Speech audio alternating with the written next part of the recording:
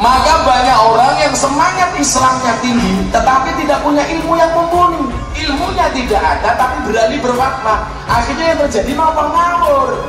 Saya kasih contoh kasus. Dengan menutupnya pintu musik dan industri musik, kalian itu menutup banyak hal yang seperti mudarat. Karena ketika musik itu kalian nggak lakukan, otomatis kalian itu menutup pintu khamar, pintu rokok juga, terus bercampur dengan wanita. Memahami agama tanpa akal sehat bisa menghancurkan hidup bukan hanya diri sendiri, tapi juga keluarga, istri, suami, anak-anak. Kayak waktu Raja Salman ke Indonesia, pakai pesawat pribadi, sampai untuk tangga turunnya dibawa dari Arab. Karena apa? Takut dia minjemin uang ke Indonesia, kemudian dia dapat dosa karena pakai tangganya. Wow. Mobilnya dia harus beli sendiri, bawa sendiri, karena nggak mau spesial pun memberatkan yang dipinjemin. Lucu memang, tapi begitulah model gerakan artis hijrah seperti yang sering dikumandangkan Arie Untung dan kawan-kawan artisnya. Alhamdulillah, mungkin ya sekarang ini momennya hijrah atau juga momennya sekarang ini banyak yang tercerahkan. Sekali lagi mungkin juga jika teman-teman ingin menularkan Islam ke teman-teman yang lain, berarti menebarkan salam atau menebarkan cinta. Nang Indonesia itu saat ini lagi ngetren, ngartis ora payung mustah.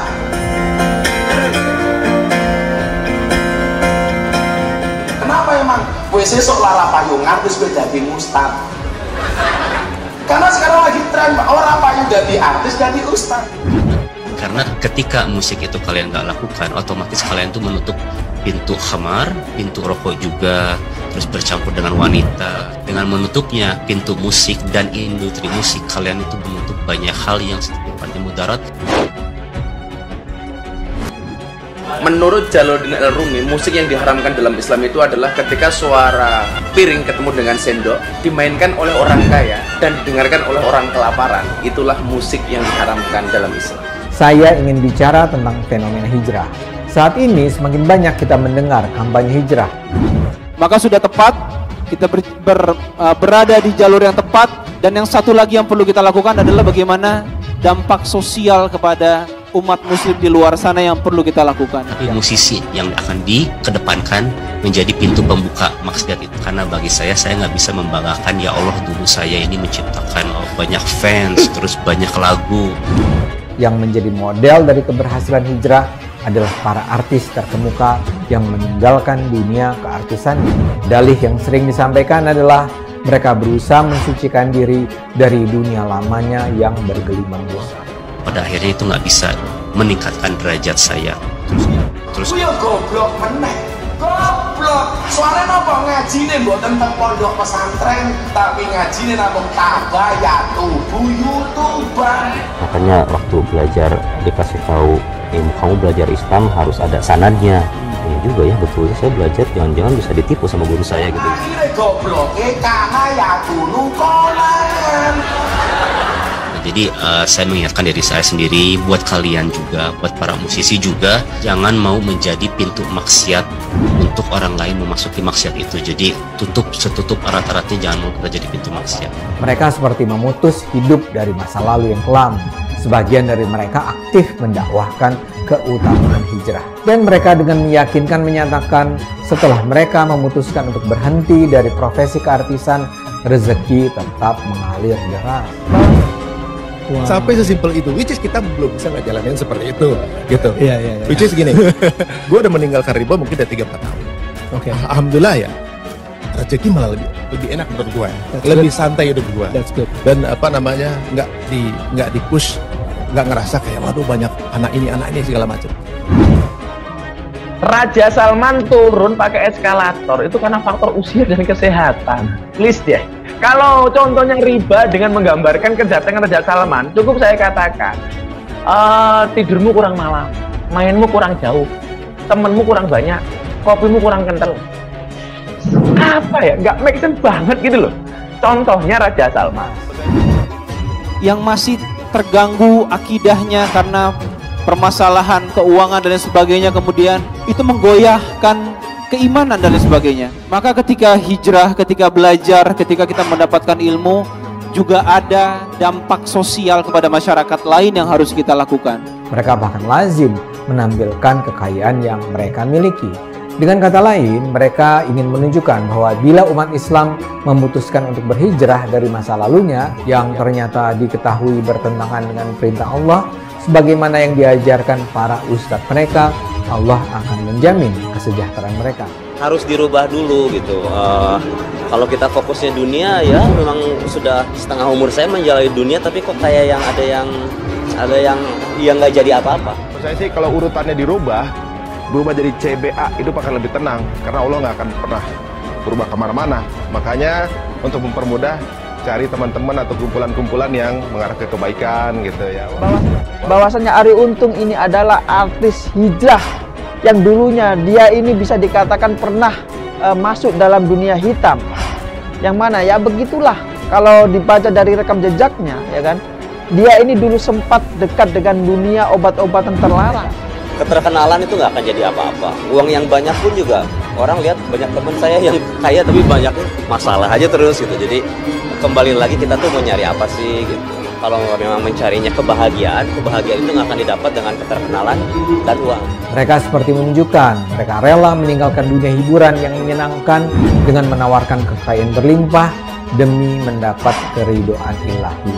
Bagaimana kita tahu ini adalah jalan yang menjauh dari Allah? Kalau dalam kasus hijrah Nabi Muhammad sih kondisinya sangat jelas. Umat Islam ditindas di Mekah, maka mereka pun pindah ke Madinah. Untuk teman-teman yang lain yang mungkin sekarang ini masih belum menemukan kenapa saya harus hijrah gitu, banyak hal tentunya juga yang menjadi tolak ukur kita gitu. Segala hal yang tidak bergerak ke arah yang lebih baik maka tidak akan menaikkan value-nya. Air aja kalau nggak kemana-mana akan keruh. Tidak suka, begitulah fenomena yang terjadi di negara kita. Nah, tapi itu bukan menjadi sebuah asas harus bunuh diri gara-gara masalah itu.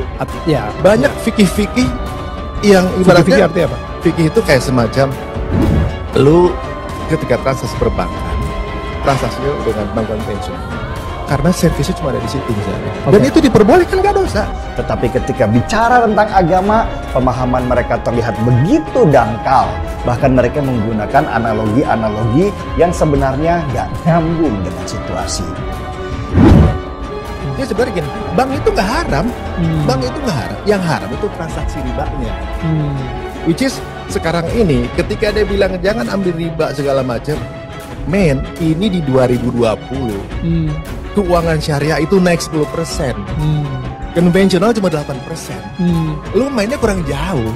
Bukan Arie Untung yang nggak tahu apa-apa, tapi sok taunya luar biasa. Ternyata pemahaman mereka tentang agama itu sangat dangkal. Tapi mereka dengan gagah berani menyuarakan tentang pikiran mereka yang mereka balut dengan agama ke publik. Mereka kan bisa saja tetap bergerak sebagai artis, tapi artis yang santun, tidak minum alkohol, tidak pakai narkoba, tidak free sex. Tapi masalahnya mereka berhijrah itu karena alasan yang lebih mendasar.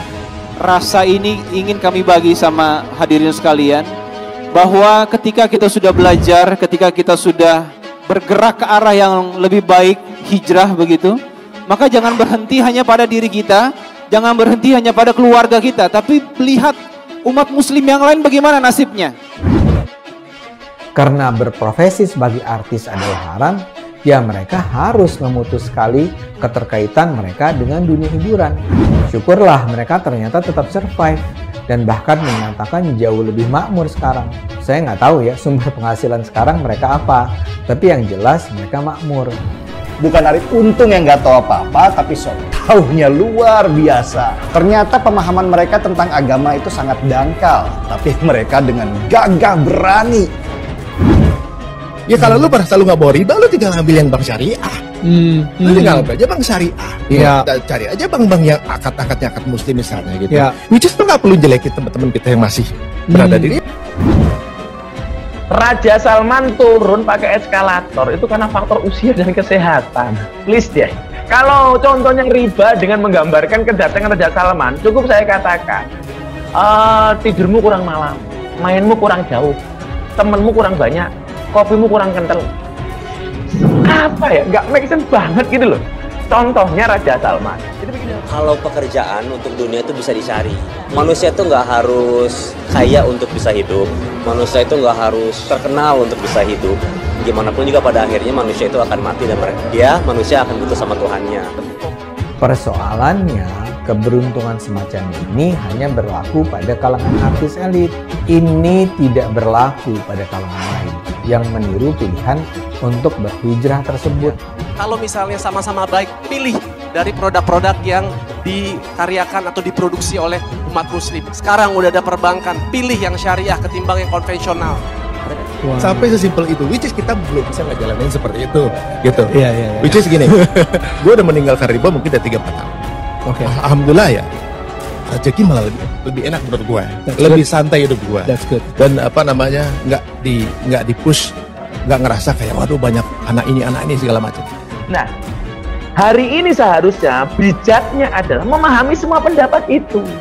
Dan ketika saya mengambil pendapat, katakanlah riba ya apa bunga bank yang tidak riba, kan juga punya dasar. Ketika Rosi mengatakan riba, juga punya dasar. Lah, di Indonesia itu yang mahal adalah rasa hormat kepada orang yang berbeda pendapat. Sehingga orang yang berbeda pendapat pasti dianggap musuh. Mereka juga termakan dengan gagasan bahwa Allah akan menjamin rezeki pada mereka kalau mereka berani mengambil keputusan untuk berhijrah walaupun itu terasa pahit. Ulama menafsirkan kalimat berlipat-lipat ini beda-beda. Multi tafsir. Yang dimaksud berlipat-lipat itu berapa? 100% kah? 1000% kah? 500% kah? 10% kah? Atau 1% kah? Maka kemudian ada ulama yang mengatakan bunga bank itu tidak riba, sementara lipatannya nggak terlalu besar. Katakanlah pinjam 1 kembali 2, atau ini dapat 2, 1 dari 3 umumnya. Ini selama tidak berlipat-lipat besar, ini nggak ada masalah. Selamat itu bukan di dunia, yang terpenting adalah selamat di akhirat.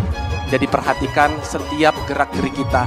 Hasil itu bukanlah ketentuan kita, itu Allah semua. Namun, kini mereka dengan pahit harus belajar bahwa janji Allah itu hanya berlaku pada mereka yang berakal. Yang tidak berakal, ya tanggung sendiri akibatnya. Teman-teman tapi harus berjuang. Berjuang untuk memajukan peradaban Islam. Selalu ada keberpihakan untuk tadi, misalnya dalam hal ekonomi. Kita tahu ada saudara-saudara kita yang punya usaha ini, kita bantu dia. Ada pula penulis yang bercerita tentang kawannya, seorang manajer di bank BUMN yang resign setelah mengikuti pengajian eksklusif. Tidak lama kemudian dia mulai menjual seluruh hartanya hasil kerja di bank. Sekarang jualan martabak mini. Anak-anaknya dipindahkan sekolahnya ke sekolah yang dikelola kelompok pengajiannya. Akhirnya tragis, dia jatuh bangkrut sakit jiwa.